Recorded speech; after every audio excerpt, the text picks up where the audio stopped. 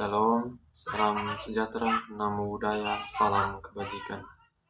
Perkenalkan, nama saya Kevin Samapati, Prodi PKN, Angkatan 2021, NPM 210401040022. Jadi video ini adalah sebagai syarat untuk mengikuti ujian akhir semester mata kuliah Sejarah Pemikiran Kewarganegaraan, dosen pengampu Bapak Andri Franciscus Gultom, MPhil. Jadi topik yang saya ambil yaitu pemikiran kewarganegaraan periode modern senses. Jadi zaman modern awal 1700-an sampai 1800. Setelah 1750, negara-negara seperti Inggris dan Prancis berinvestasi dalam pasukan besar dan angkatan laut yang sangat mahal. Untuk dipertahankan sehingga pilihan untuk menyewa tentara layaran menjadi kurang menarik.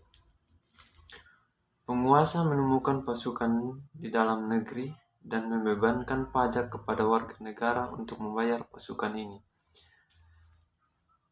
Tetapi satu laporan menyatakan bahwa pembangunan militer memiliki efek samping, merusak kekuatan politik otonom militer. Adapun wajib militer adalah kewajiban warga sipil untuk melakukan kerja wajib untuk pemerintah. Pekerjaan seperti ini harus sesuai dengan pengecualian dalam perjanjian internasional. Jika tidak, maka bisa masuk dalam kategori tenaga kerja tidak bebas. Dalam wajib militer ada dua jenis wajib militer dasar. Di satu sisi, layanan wajib dapat dipesan untuk sementara selama masa perang dan saat-saat darurat lainnya. Seperti krisis ekonomi yang parah atau kejadian alam yang luar biasa untuk memberikan layanan dasar kepada penduduk. Ini termasuk namun tidak terbatas pada perawatan medis, persediaan makanan, pasokan industri pertahanan, atau upaya pembersihan. Setelah cuaca buruk atau bencana lingkungan selama situasi darurat, oleh karena itu, umumnya melakukan pemogokan ilegal selama mobilisasi sipil. Di sisi lain, layanan wajib bergilir mungkin diperlakukan untuk langkah yang lebih lama, misalnya untuk memastikan perlindungan kebakaran komunitas atau untuk melaksanakan pekerjaan infrastruktur di tingkat lokal komunitas. Konsepsi Timur. Pada abad ke-19, pemikiran tentang kewarganegaraan mulai memengaruhi Tiongkok. Diskusi mulai dari gagasan seperti pengatasan hukum, definisi monarki, dan negara parlemen untuk pemilu pers, aktif opini publik, dan konsep seperti kebijakan kewarganegaraan, persatuan nasional, dan kemajuan sosial. Kebajikan kewarganegaraan adalah memanen kebiasaan yang penting untuk keberhasilan komunitas. Kewarganegaraan, kebajikan sipil sering memahami sebagai dedikasi warga negara untuk kesejahteraan bersama komunitas mereka, bahkan dengan mengorbankan kepentingan individu mereka. Identifikasi ciri-ciri yang membentuk kebajikan sipil telah menjadi perhatian utama filsafat politik. Istilah kesopanan mengacu pada perilaku antara orang dan kelompok yang sesuai dengan mode sosial, yaitu sesuai dengan masyarakat sipil, sebagaimana landasan masyarakat dan hukum itu sendiri. Yang kedua adalah memahami konsep kewarganegaraan masa transisi. Transisi, menurut John Stuart Mill dalam karyanya On Liberty 1859, percaya bahwa tidak boleh ada perbedaan antara pria dan wanita. Keduanya mampu menjadi warga negara. Sosiologi Inggris Thomas Humphrey Marshall mengemukakan bahwa perubahan pola kewarganegaraan adalah sebagai berikut. Pertama, hubungan sipil dalam arti memiliki persamaan di depan hukum, diikuti oleh politik kewarganegaraan dalam arti memiliki kekuasaan untuk memilih, dan kemudian kewarganegaraan sosial dalam arti negara mendukung individu-individu di sepanjang garis negara kesejahteraan. Kewarganegaraan membutuhkan rasa komunitas yang vital dalam arti rasa kesetiaan pada peradaban bersama. Pemikir seperti Mark Sternberg melihat kewarganegaraan muncul dari perjuangan kelas yang terkait dengan prinsip nasionalisme.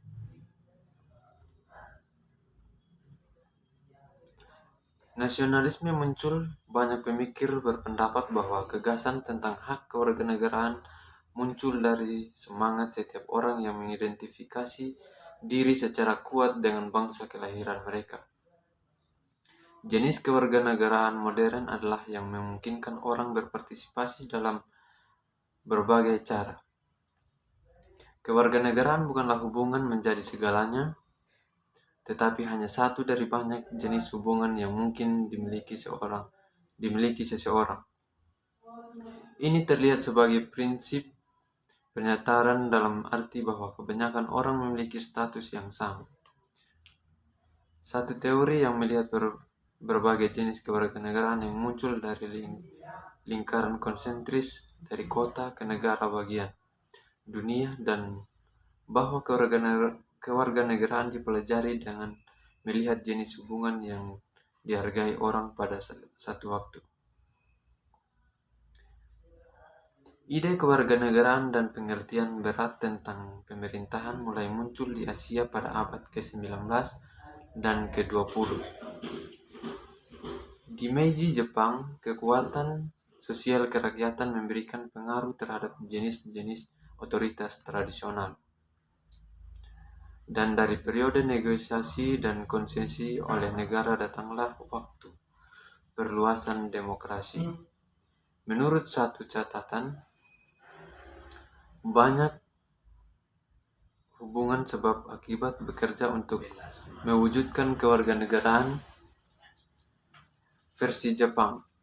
Perluasan aktivitas militer menyebabkan perluasan negara bagian dan teritori yang memajukan pemerintahan langsung, termasuk kekuasaan militer dan kaisar Jepang. Tetapi hal ini secara tidak langsung menyebabkan terhadap perlawanan rakyat, perjuangan tawar-menawar, dan akibatnya peran yang diperluas bagi warga negara di awal ke-20 Jepang. Yang ketiga adalah memahami konsep kewarganegaraan masa kini. Kewarganegaraan masa kini. Konsep kewarganegaraan sulit diisolasi karena berkaitan dengan banyak aspek kontekstual masyarakat lainnya seperti keluarga, dinas militer, individu, kebebasan, agama, gagasan tentang benar dan salah, etnis, dan pola bagaimana seseorang harus berperilaku. Dalam masyarakat, menurut politisi Inggris Douglas Hart, kewarganegaraan pada dasarnya berarti berbuat baik kepada orang lain. Ketika ada banyak kelompok etnis dan agama yang berbeda dalam suatu negara, kewarganegaraan mungkin menjadi satu-satunya ikatan nyata yang menyatukan semua orang secara setara tanpa diskriminasi. Ini adalah kegiatan luas seperti yang digambarkan seorang penulis. Kewarganegaraan menghubungkan seseorang dengan warga negara dan memberi orang identitas universal sebagai anggota dan suatu bangsa selain identitas mereka yang didasarkan pada ikatan etnis atau etnik.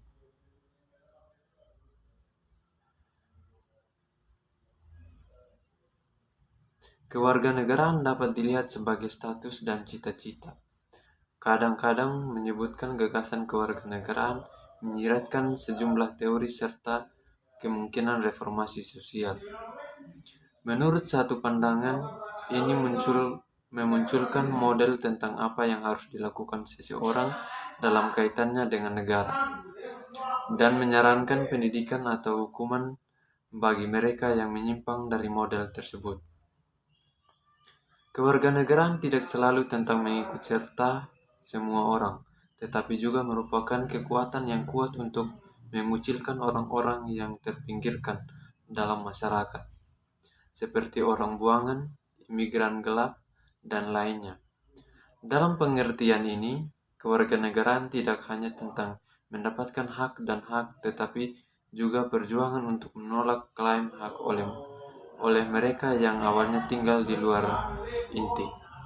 Dan kemudian pekerja, migran dan imigran, namun seorang pemikir menggambarkan kewarganegaraan demokratis sebagai inklusif umumnya dan menulis bahwa kewarganegaraan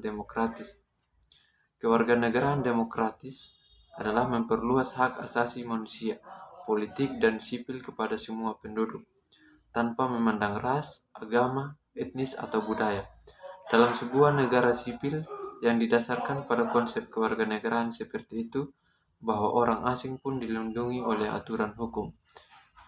Felix Gross 1999. Terima kasih. Itu saja pemaparan materi saya. Salam sejahtera, namo buddhaya, salam kebajikan.